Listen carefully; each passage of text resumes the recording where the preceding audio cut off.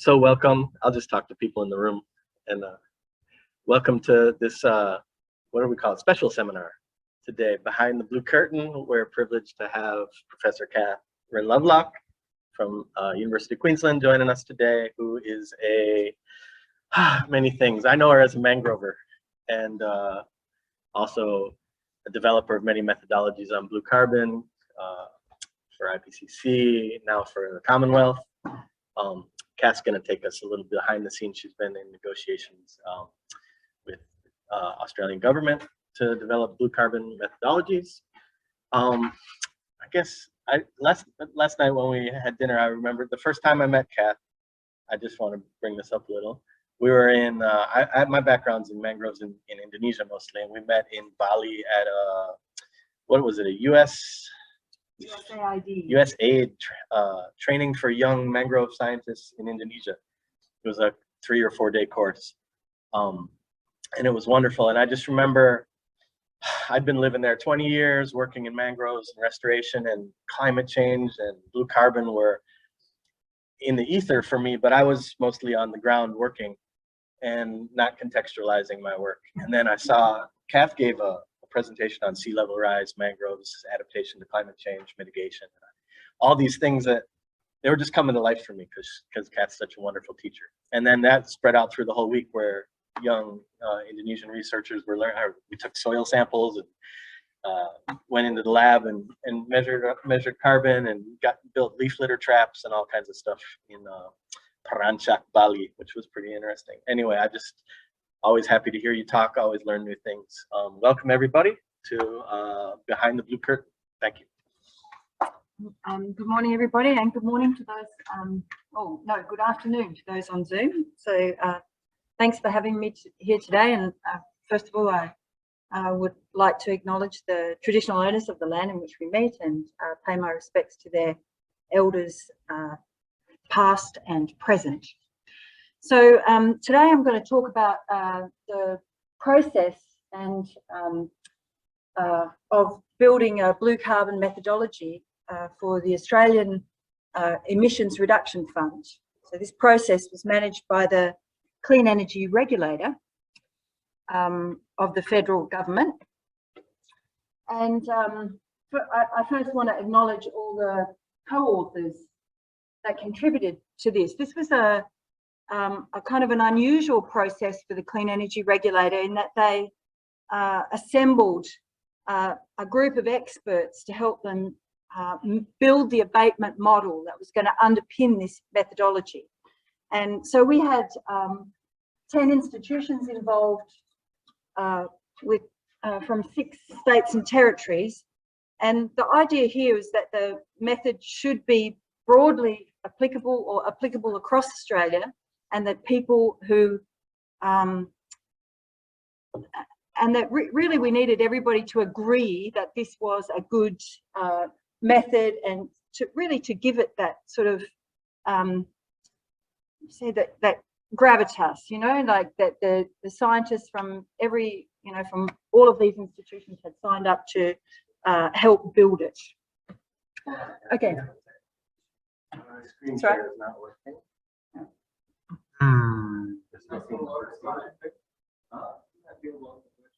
Hang on, everybody.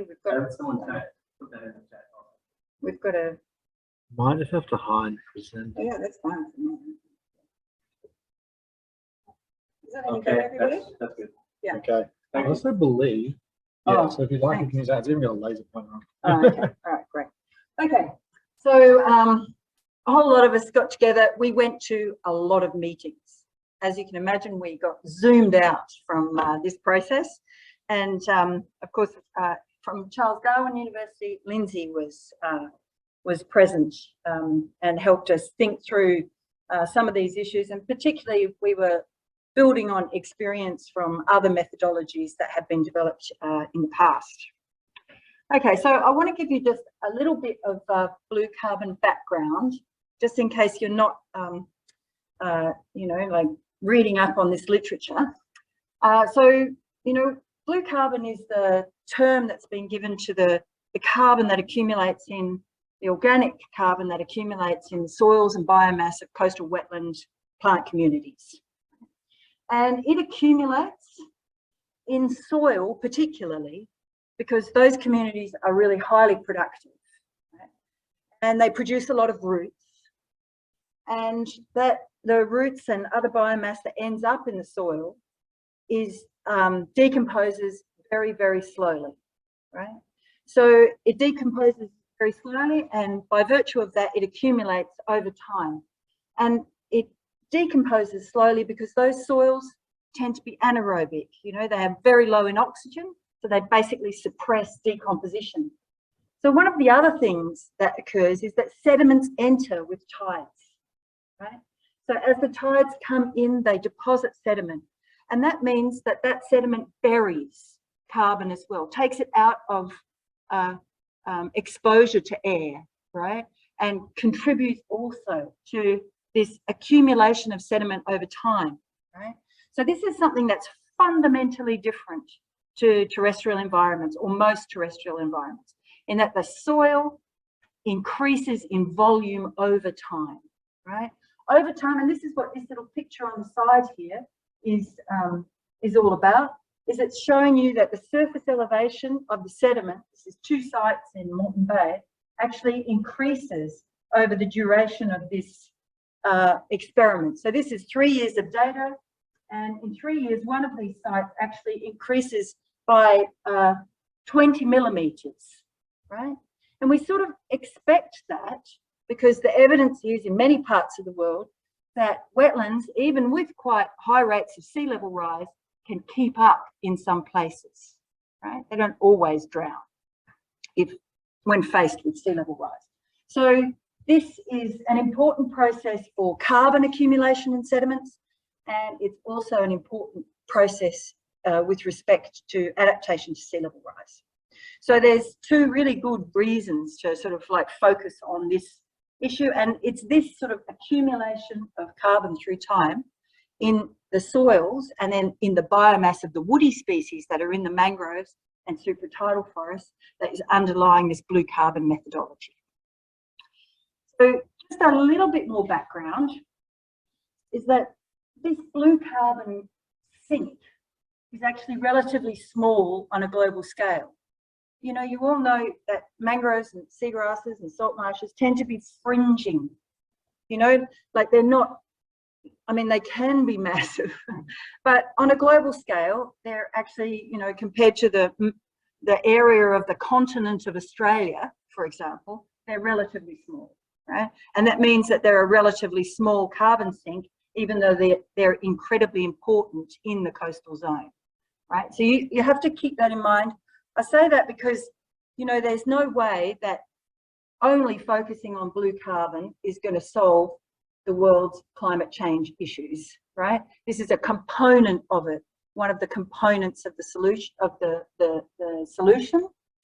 And I would advocate that it's actually a very important component because those ecosystems are so critical for healthy oceans and coasts. You know, they're important for people's livelihoods, they're important for fisheries, they're important for surviving tsunamis and intense storms.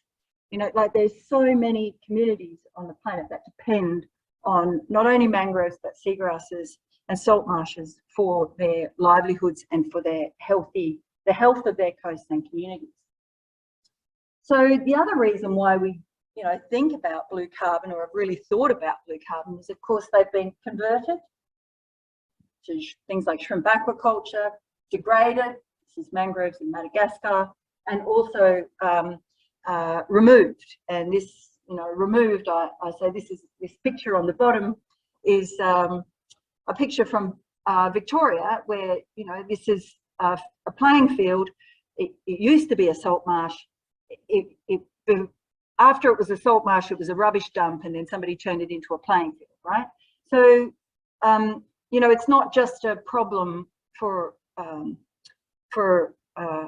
the tropical nations of the world like Indonesia and Bangladesh or Pakistan, but it's you know, a problem that historically has occurred in Europe, North America, Australia, and so we all actually have an opportunity to contribute to reversing these problems of the past and to do rehabilitation and restoration, and blue carbon is a part of trying to stimulate that those actions.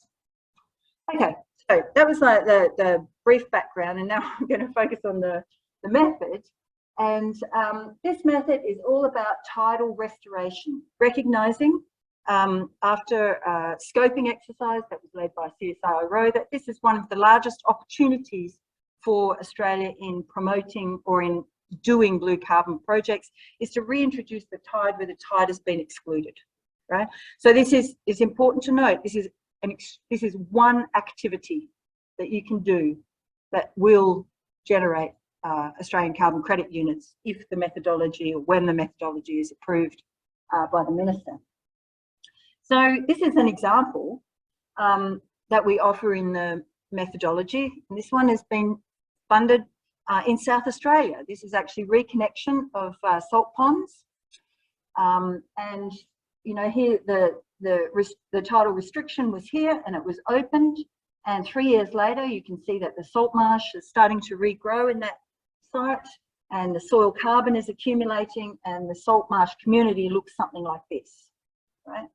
So we have some examples in Australia that we're able to lean on for the development of this methodology, but there are others, of course, globally, where there's been reinstatement of things like of tidal flows in aquaculture ponds, in pasture, the whole managed realignment program that has been rolled out in Europe in some places. So there's plenty of examples globally that this is a process that can work. Okay, so I talked then about the carbon in the soil and the vegetation, but there are other things that we include in the method, and they include greenhouse gases that are emitted from the alternative land uses. So when you do a carbon project, you're basically measuring the change in greenhouse gases and carbon when you do the activity, right? So you have to think about what the landscape looks like before you do the activity, and then you can count the avoided emissions. So one of the avoided emissions that can occur is where you have bunds and other things that keep water on the landscape, you get methane emissions, right? So there's methane emissions associated with, example is sugarcane, but you know, you can imagine you've got, you know, you can have flooded pastures and they are fresh, which means they emit methane, particularly if they're highly organic, right? They also emit nitrous oxides, and that's because of the use of fertilizers, right? So in the method, we think about the avoided emissions of methane, nitrous oxide, and also CO2, because the process of tillage and disturbing soils gives rise to CO2 emissions, which are included in our greenhouse gas inventory and therefore can be included in our blue carbon method. So what we're going to do is basically count the carbon sequestered in the biomass in the soils after the project and those avoided emissions that we've stopped because we did a tidal introduction, right? Because once you introduce salty water, methane emissions decline, right? It's just part of the biogeochemistry of methane. So in addition to that, there's one more thing. Oh, this is the avoided CO2 emissions from agricultural practices. And for that, we use the National Soil Carbon Map to establish what those carbon emissions might be like. And then this other term that we introduce into the model, and that's ETR. This is emissions associated with transitions in the vegetation. Because one thing that we're doing in this method is accounting for the fact these projects have to be long, like 100 years. They're almost multi-generational, right, if you do restoration projects. And so you need to account for what's going to happen. And what's going to happen is that sea level rise is going to continue, right? So within 100 years, you're really going to have to think about what these transitions are over time. And this, for example, this is natural, right? But this is a melaleuca that has died and been replaced or is being replaced by a salt marsh. So if those things happen by virtue of the project, by virtue of you reintroducing the tide, then you simply must count for them in the method. So we have this term in order to make sure that everybody accounts for those transitions over time, right? So, you know, when we, you know, add that you have to say there's so much emissions associated with the branches and the leaves and the labile parts of those remnant trees. Okay, so this is a bit complicated, but I wanted to talk briefly about what kind of data sources and approaches that we used. So we didn't come into this building the method cold, you know. We'd actually done a project with CSIRO that had collated all of the coastal carbon data that was available in Australia. And that was published in 2019. It was called Australian Vegetated Ecosystems are Hotspots for Climate Change Mitigation. So we had already assembled a large, you know, a large amount of data that was available. In fact, probably most of the data. I hope that we got most of it, right? You don't ever get all of it. So, you know, we really built on this, right? We collected data for biomass, for soil carbon stocks and rates of soil carbon sequestration. So we had those three data sets already in hand. For some of these other land uses, this is the pre-project assessing the baseline. We had things like the Australian National Soils Map, also produced by CSIRO, which was available to underpin the method. And then we used approaches that were consistent with the IPCC guidance in 2006 and refinement in 2019 and the 2013 wetlands supplement, which we were guided by, because basically the Australia's inventory wants to be able to count the kinds of projects that are going to go on. So they have to align, right? There's no use, oh, well, you know, you can do things, but if the inventory doesn't count it and Australia doesn't get the benefit, right? So you have to always be thinking about what is available there. So, okay, so the other, yeah, we did revisit the soil carbon accumulation rates because there's been more data collected since that assessment by the CSIRO team and this paper by Oscar Serrano, and Jeff Kellaway recalculated those numbers for us for this method. So the other thing we did was we used a regional approach. So this means it's chunky, right? So we have models for blue carbon ecosystems in each region, right?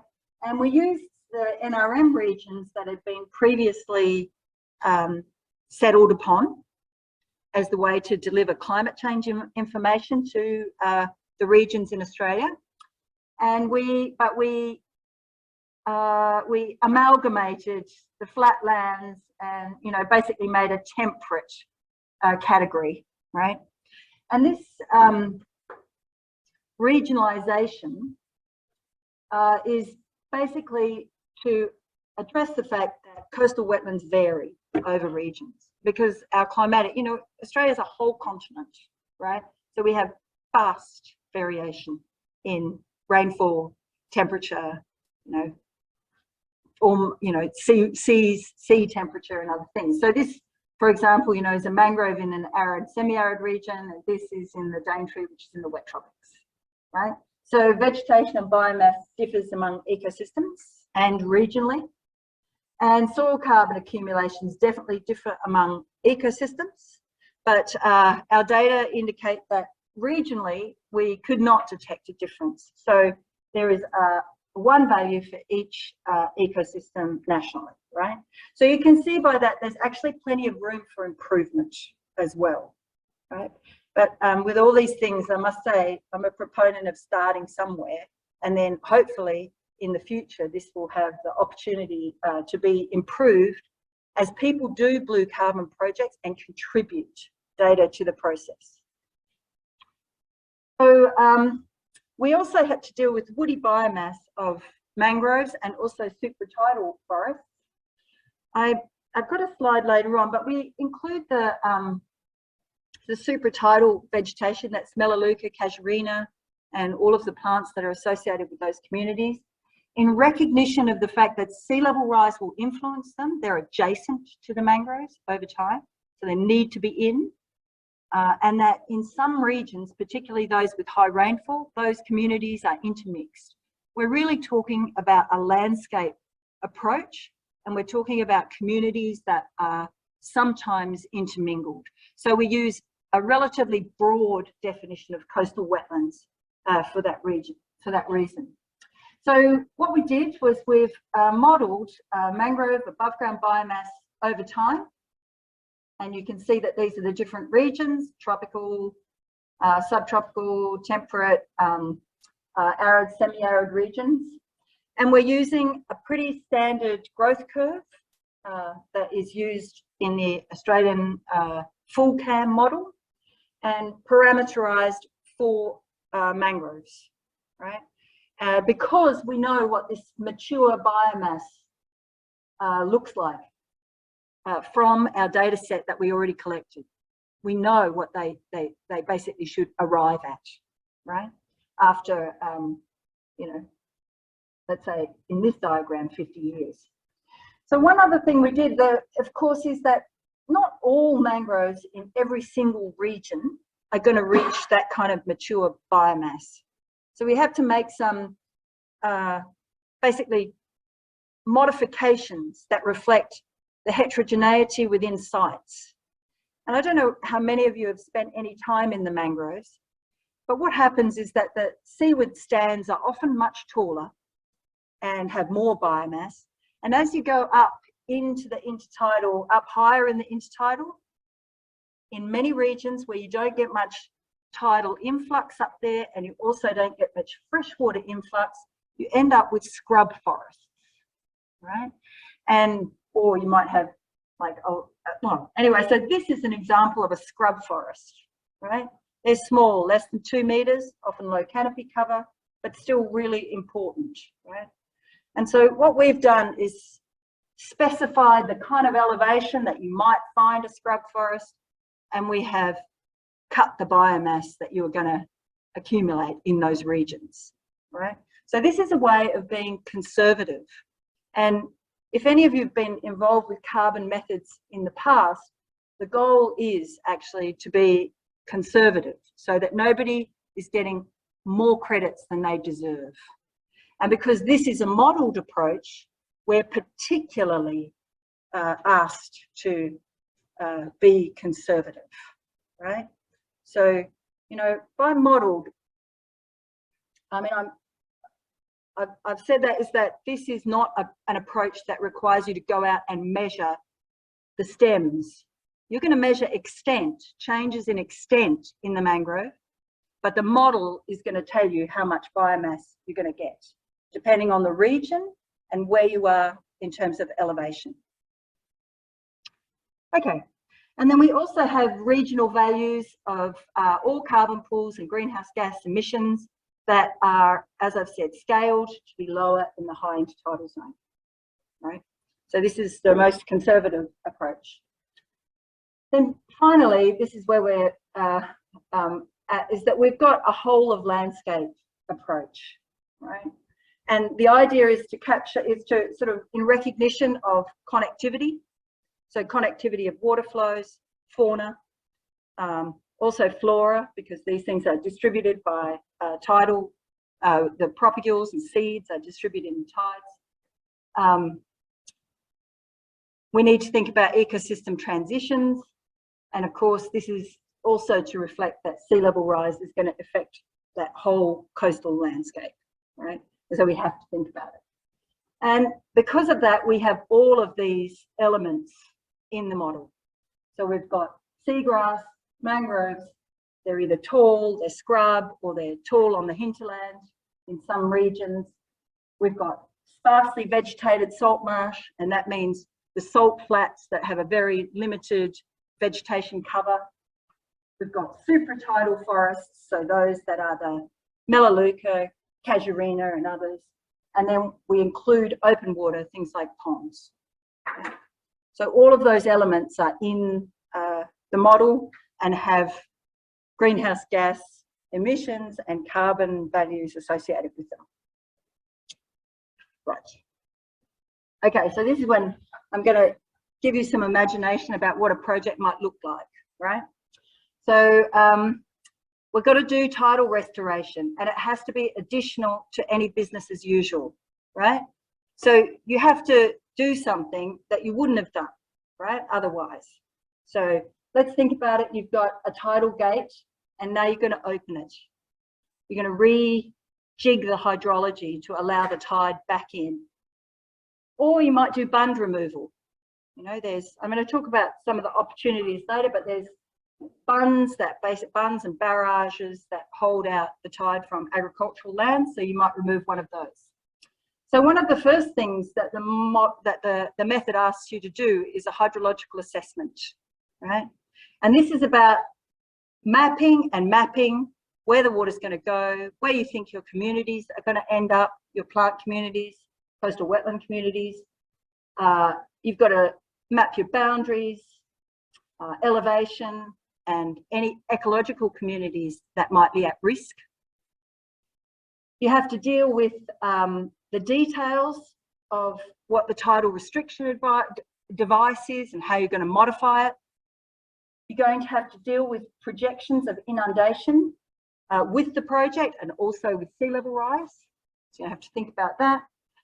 And then you're also going to have to think about approvals and any risk management, right? So letting the water into the landscape in some areas could be put, you know, your neighbours at risk.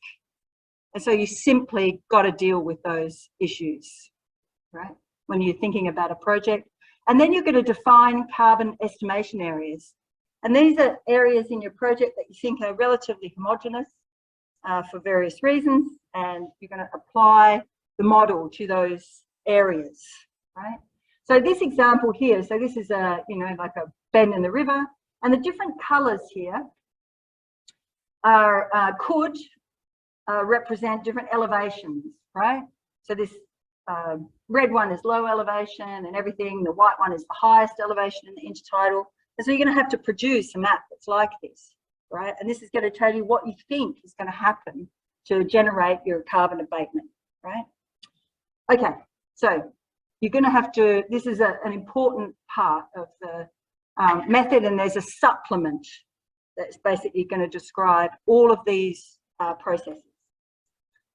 So once you've decided on what your carbon estimation areas are, this is like stratifying your landscape, you know, into the things that you think are going to happen. And this is a very fictitious argument or example. So we've got a site that's got a gate up here that we're going to open. There's grazing land that's always going to be dry because we see that it's like 3 meters above sea level. There's an area that we think is going to get the light green, going to get wet with sea level rise within 100 years. There's a blue area, or this whole area that's going to be wet. This is wet pasture, and this is some sort of regenerating Melaleuca, right? Because the land has been abandoned, hasn't been managed for grazing entirely, right? So you can imagine that introducing tides would avoid the emissions from the wet flooded areas. So you can count that. Regenerating Melaleuca may die. You're going to have some transitional emissions there, which might hurt your project early on in the first 5 years or so. But it's going to be replaced, let's say, by a mangrove, and you're going to have carbon accumulation, right? The wet pasture is going to become perhaps salt marsh, and so it's going to accumulate carbon in the model. And you're going to expect the grazing land that's light green, that's going to turn into a forested wetland vegetation, maybe supratidal vegetation over that 100 years, and you're going to get a carbon accumulation number for that, right? So this is the sort of thing that, you know, you could think about in terms of what a project might look like. So in this, you're going to have to consider the land use, the elevation, and the vegetation. right? This is why the mapping is such an important piece. Okay, so there's some other things that you might like to consider, always. And one of them is permanence. In the model, you've got a chance, or in the method, you've got a chance of, you know, you can specify 25 or 100 years permanence period.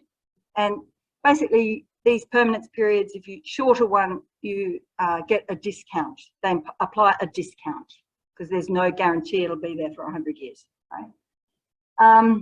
Permissions and approvals. I mean, project developers are going to have to think about things like land tenure. Is it leasehold? Is there a mortgage over this land? Can I do a carbon project on it without having to ask somebody else about this, right? And then to do a tidal works, any kind of tidal works, for example, in Queensland, you need an approval from the state government to do that, right? So there's processes ahead of any projects that really might take some time. So one thing that we think a lot about is the foregone income from the alternative land uses. I mean, if you were grazing cattle on that, is it more worth grazing cattle, or is it better to turn it back into a carbon project? You know, like, so people are, you know, will want to do their financial assessments as well, right? Probably the big thing, another really big thing that we're thinking about a lot is co-benefits. So they're called co-benefits, but, you know, they're the real benefits of doing the project, which is, you know, biodiversity, fisheries, water quality enhancement, coastal protection, you know, all of that really, you know, great stuff that goes beyond carbon. And there are places and other schemes that might generate payments for those kinds of services. So these projects may not just be blue carbon projects in that they're generating carbon, but for example, the Land Restoration Fund of Queensland, it's a new kind of development, but it's awarding payments for biodiversity and other, you know, benefits, right? So they're looking at overall social and environmental benefits, right? Or you might have other goals, right? So you might do a carbon project, but your goal is really about adaptation, you know, protection from cyclones, for example, right? So there's a lot to think about and unpack, I think, as we go forward. And I've got, you know, two examples: reef credits. They're awarded for nutrient management for the Great Barrier Reef, right? So there's a possibility maybe you might be able to do similar kinds of projects or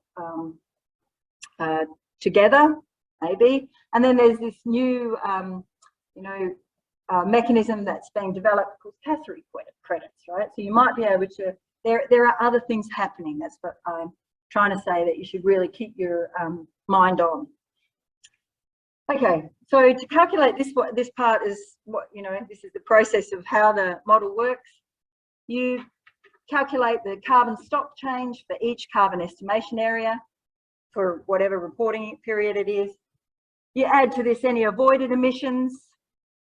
You know, let's say you reflooded, you put the tide into a wet pasture and you got some methane emissions that were avoided. You subtract this from the ecosystem transitions. You know, you have to take those away if those occurred, and that's your abatement for the period. All right. So it looks like this.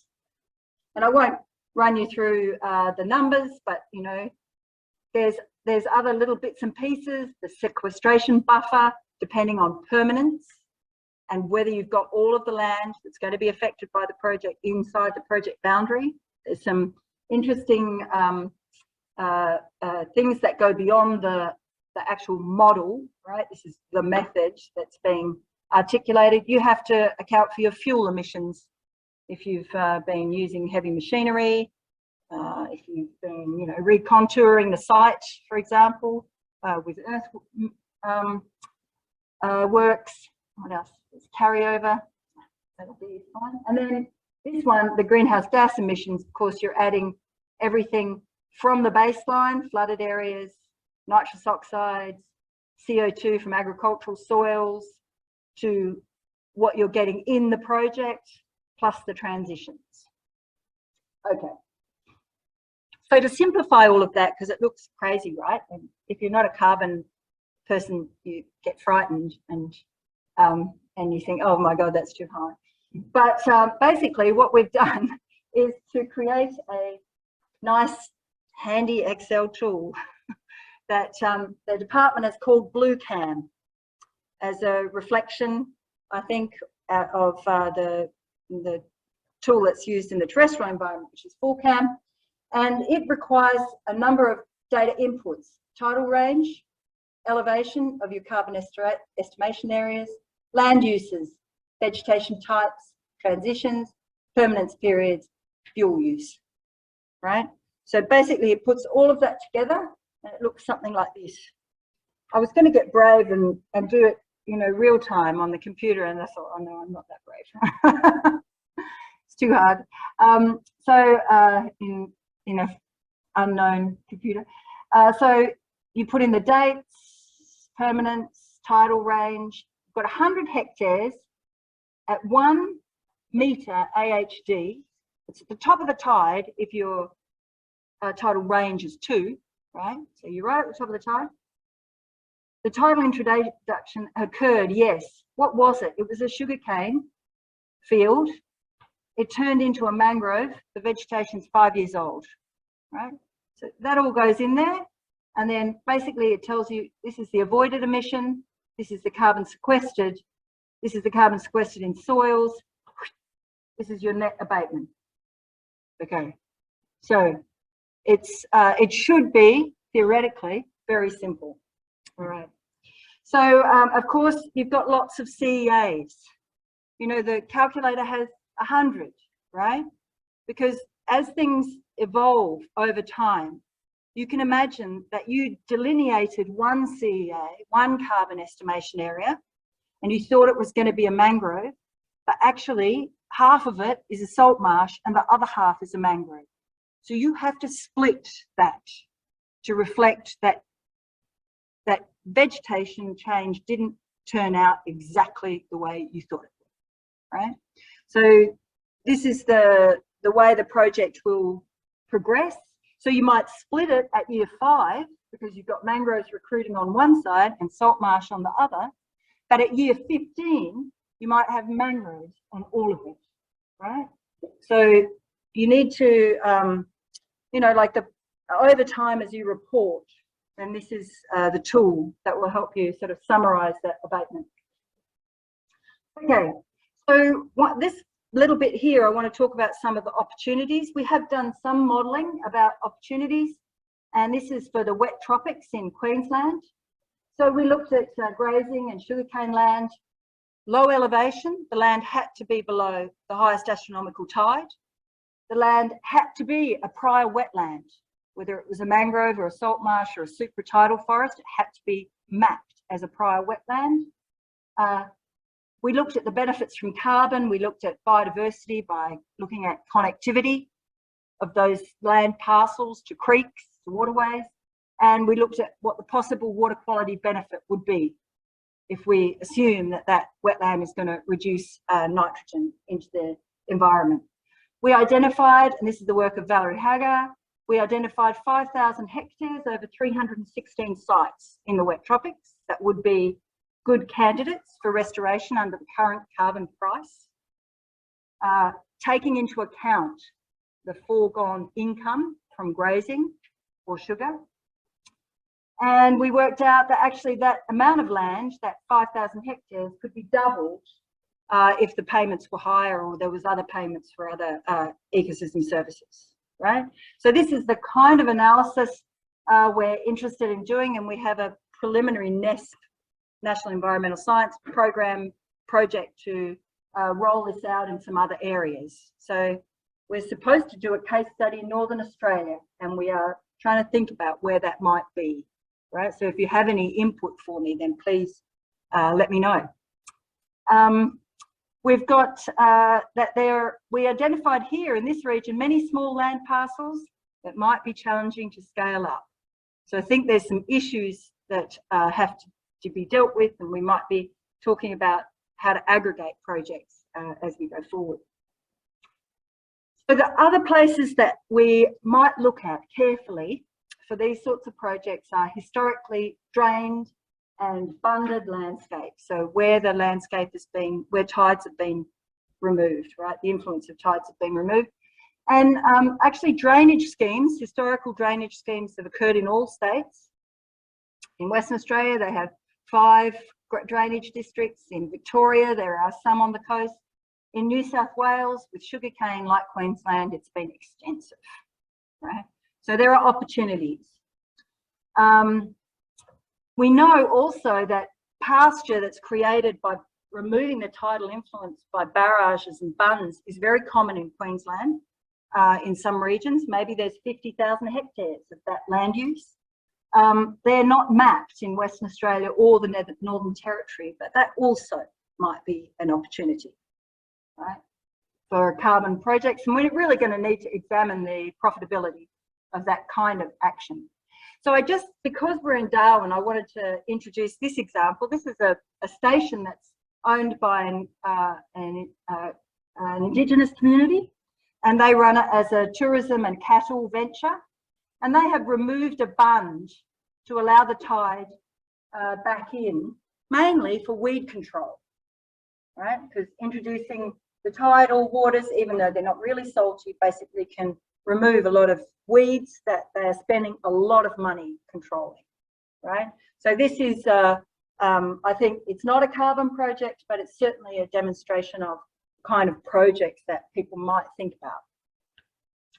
Okay, so the process going forward, we did scoping, we developed a draft, technical expert consultation, ERAC, which is the committee that considers whether this work is good. It's an independent committee.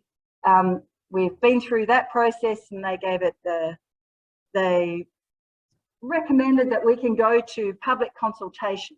So that's the process that's coming soon. So everybody please read the method and provide feedback to the department before the final method's approved. And then the minister approves, and my guess is, I'm not certain, but I would think that that would be occurring around when the Conference of the Parties occur in Glasgow. So I would be, thinking that sometime early November, we would be hoping that the method would be announced. Okay, so there's a lot of action in blue carbon. This is a lot of text, but we're sort of in the process of learning by doing, I think, and there's some, leaders in the field. I think Queensland Land Restoration Fund has funded 2 pilot projects. South Australia has a blue carbon strategy. They are kicking, they're really going for it. And they have a number of projects that are funded. The Dry Creek Saltfield project's the one I introduced you to begin with. So that's fantastic. The National Environmental Science Program, we've got a pilot research project. BHP and CSIRO have joined forces to try and advance blue carbon projects around Australia. So there's a lot happening. But one thing I became really aware of is the limited scope of the activities that could be engaged in. So tidal restoration is only one thing, and I really was interested in trying to imagine what other kinds of blue carbon projects might be important. So I got together with a bunch of people, and I started to think about avoiding disturbance of soils and vegetation by removing feral animals. So I started to think about this, and I submitted with my big long list of people who helped me do this on August 26th. And so it's a proposal that's before the Clean Energy Regulator, and we'll see what they think about it. But basically, I was surprised and really overjoyed about how much interest there was in this proposal, and particularly from this image came from Emily Enns and the ERAC Ranger group, who are interested in removing feral animals because they do so much damage to their wetlands. Nathan Waltham from JCU also helped me a lot. And then there were 11 other institutions and state governments that were happy to join and to think about this. So I'm really, I mean, I think the evidence is there in the pictures. So this is fencing out cattle in Victoria, salt marsh on one side, hugging on the other, right? This is a photo from Emily, and then this is a photo from James Cook, from Nathan from the Archer River. All right, and then there was some other evidence. So this other evidence was a global assessment of how much CO2 emissions might be associated with pigs around the world, feral pigs around the world. Okay, so you know, we did some back of the envelope calculations and thought maybe this isn't this could be an enterprise that might be worth engaging in, and it actually could be really complementary to some of the things that the Indigenous Carbon Industry Network are thinking about in terms of methane emissions from buffalo, right? So there's some really good synergies that we discovered. Okay, so here's the conclusions. The blue carbon method's on its way. It's conservative, but the abatement component is simple to implement, right, or relatively simple. It's got limited eligible activities, and that is tidal introduction, tidal restoration. You know, we need to increase the understanding of the opportunity that we have to implement blue carbon projects, and that might, you know, we really need to sort of keep our minds open and think about new ideas and novel mapping to understand where the opportunities in the landscape might be.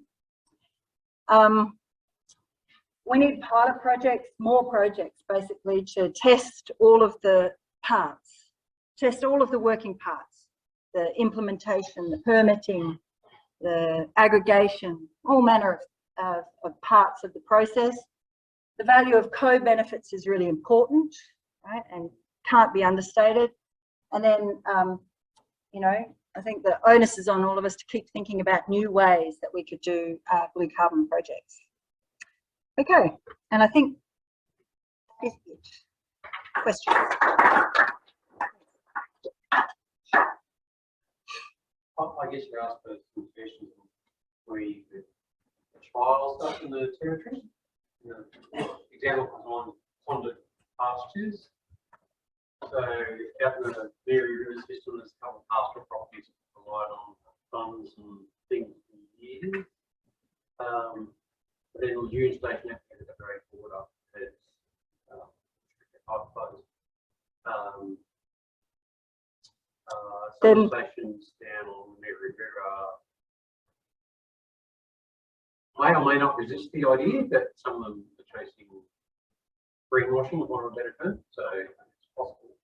So in terms of ponded pastures, that could be open to reintroducing tidal flows. There's a couple of spots on the map you can kind of pick out, and I don't know, I feel like talk to, but we draw you into a conversation with the pastoral industry, which some might embrace it, some might not resist it. I'm not really sure.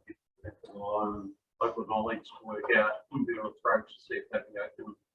But even on the Mary River system, like the national parks, you look at the Crown as landowner and go, well, what spots does the Crown have where they'd be prepared to trial, I don't know, 20, 50 hectares for something? Yeah, for sure. I mean, we're doing that in Queensland. The Blue Heart project is led by the council, by the Sunshine Coast Council. You know, they started to do restoration of coastal wetlands for flood management, pretty much. And then there was a water utility, Unity Water, also did restoration for nutrient offset reasons. But now they're looking at blue carbon because they can expand the extent of their operation that way, you know. So, I mean, they're all great. I had been looking at some of the barrages in the along the coast, thinking that's interesting, you know. But like, when you want to do pilot projects, you need a landholder who's keen for one reason or another, and then, you know, you've got to start somewhere, right?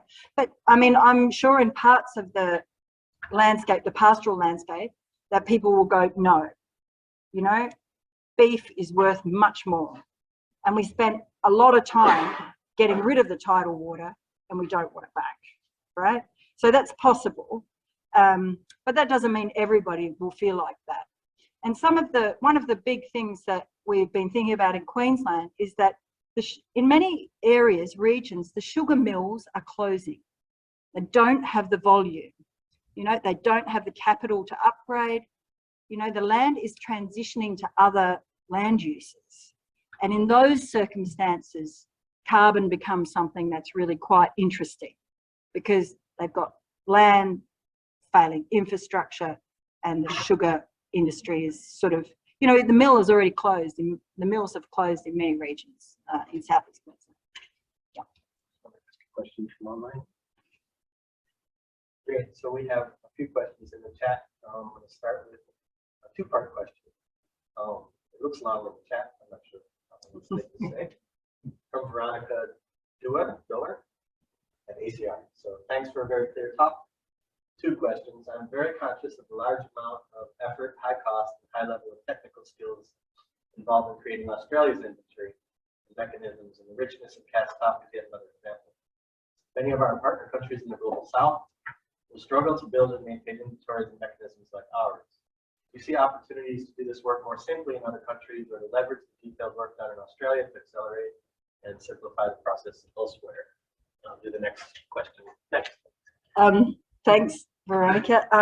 Yes, I do. You know, Australia actually has been trying to, through the International Partnership for Blue Carbon, trying to, and other mechanisms, to increase the capacity to include blue carbon ecosystems in inventories. We've been working particularly with Fiji and Indonesia. So I see that the development of this blue carbon method and the fact that it's a model makes it probably easier to implement than other methods. There is another blue carbon method. It's through VERA, through the VCS, the Verified Carbon Standard, but it requires a lot of measuring. And, you know, that can be good because that's about, you know, people and people being on country and doing things, but it's also difficult and not very standardized, right? So I think that what we developed here is actually a good start on trying to help other nations develop something similar.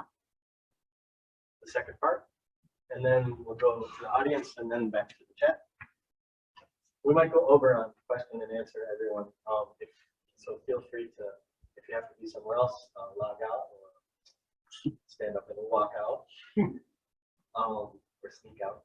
The second part, certainly in some parts of the world, there is a high expectation that the vegetation types will change rapidly over the coming decades, and mangroves will be expected to need to rapidly migrate inland as sea level rises. Have you taken the shifting baseline into account? Would it mean that the benefit in any given project may be relatively short-lived as the land may cease to be suitable for a blue carbon ecosystem? Veronica, I think that is a risk in some areas. However, one of the parts of the method is to include in the envelope of the project all land that will be affected by sea level rise in the future. And that is in order to allow the transitions of ecosystems over time, right? So, and there's a discount if you don't do that in this method. But I would say that many of the projects that we're imagining that will occur are actually going to occur quite high in the intertidal zone because they were once, at least in Australia, they're agriculture or, you know, like were once used for agriculture.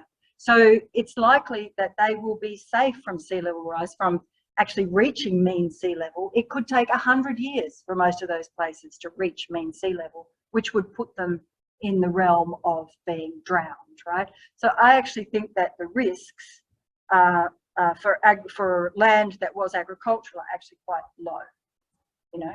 And we started this talk talking about vertical accretion, and vertical accretion occurs, and I imagine that that will even slow down the process of being overwhelmed by sea level rise even further. So I actually don't see it as a, you know, it's like if you do a project on an open shore at mean sea level, I feel that you are fighting physics. You know, I feel that that is not a good idea. And perhaps this is all about project site selection. Yeah, great point. In Indonesia also we have a different, like a different set of constraints, especially if you consider coastal squeeze and the amount of infrastructure and population right up against the intertidal, right? Trying to add that on a little bit, requested by members of the audience. All right, live question. Any more live questions? Ranju. All right, well, Ranju, and then we'll go to Carrie, to Clem, and Clint. Online have questions. But Ranju, you're on. Thanks, Stephanie. I've just got a quick question about understanding the river time to pilot developments on testify whether it was not. So, at what stage do you actually assess restoration or potential restoration in the or maybe the whole process you are doing or you are thinking is actually the feasibility assessment? Just trying to understand that how do you make sure that at what point, at a certain point of time, you may be able to see, yes, this is potential restoration area of this sort of ecosystem or potential forestation so that everyone can take this forward. So, You understand? Ranju, sort of, I think you're asking about mapping opportunities, Yes, yes. right? So mapping restoration opportunities. So I feel like we're at the beginning of that process, although it varies from state to state, right? So New South Wales has done a lot of mapping, thinking about sea level rise and coastal hazards and other things. And a lot of this is likely to intersect with where restoration is appropriate, right? But one thing I think we're really at the beginning of is understanding the values in the landscape that go beyond biophysical suitability. And we're talking about heritage values. We're talking about recreational values. We're talking about, income, tourism. There's a whole lot of things to consider that go beyond just biophysical suitability. And I think we could do biophysical suitability really quite quickly, but thinking about, alternative land uses and the incomes that people have, why people value this particular site, like in Queensland, behind those barrages are some of the most important wetland bird habitats, because all the rest of the wetlands have been removed because of agriculture. So they're sort of like the last remaining pieces. And there's no way you would want to take away the barrage on those sites, So I think we really have to understand broadly the values before we decide, oh, that's the restoration site, right? And I think we're at the beginning of that process. Okay, two more questions from the chat. Apologies if people can't hear questions from our audience perfectly yet. Anyway, so we'll go to Clem. Great talk. Thank you. You talked about flow connectivity. I'm wondering if Blue Cam accounts for the export of dissolved carbon via groundwater tube. If so, how? No, it doesn't. That's the short answer. And it doesn't because that is not included in the IPCC guidance, nor is it counted in Australia's inventory. So really we're constrained by those two pieces, right? I know that it happens and the data is growing about the importance of lateral export of carbon from wetlands. Also the export of alkalinity and how important that is for reefs and other organisms that are sensitive to ocean acidification. So there's a lot happening, but it's not counted in this model. And we would think that we need more guidance from the IPCC. We need better guidance, and then our inventory to take it up before we can actually include it in a method for blue carbon. Okay, great. This one is from Clint Cameron. Hi, Cap. Great stuff. For the avoided emissions accounting, does the methodology include foregone sequestration or the amount of carbon that would have been sequestered on an ongoing basis if the ecosystem had remained intact? P or NP. Most avoided deforestation projects just provide for the loss of stored carbon, biomass, and soil. Okay, we do actually. So we recognise, for example, in freshwater modified or tidally modified freshwater wetlands, so these wetlands that are behind barrages or, you know, behind tidal gates, whatever, that they sequester some carbon, and we certainly we certainly count that in the model. So, and if you are removing a mangrove, then certainly you're going to get that that you're going to have to count the sequestration that you didn't get in the model. Yeah. So, but it's relatively, it's constrained, of course, to the freshwater wetlands, which we count that. That has a small carbon sequestration value associated with it. Okay, great. It's 1:32. We're fine with time. Plenty of time. No one's going anywhere. COVID restriction. So we have two more questions on the chat so far. Is anyone else in the room keen to ask? Of course, afterwards too. Okay, I'm going to continue from Aaron. Kenna, thanks for the talk. Are the data sets of model national soil organic carbon stock published? Yes, the 2019 Serrano data set is completely available. So yes, and then the national soils map is also available. So and all of the data that underpins the model will be published with the model in the supporting technical documents. So all is available. Great. One more from the chat, and I think that might be it. Start typing. This is from Paul Branson. Whilst the title of the introduction method is mostly passive after the initial capital work, other interventions like fencing for livestock control require ongoing maintenance stewardship. Does the approach allow for the evaluation of stewardship to enhance the ongoing resilience of the projects to deliver the carbon abatement needed? That's an interesting question. No, I'd say. So, you know, when for the hydrology, the method requests or the method mandates that you provide a maintenance plan for anything that you have done, and how are you going to maintain the hydrology of the site, right? So in that case, there is some instructions.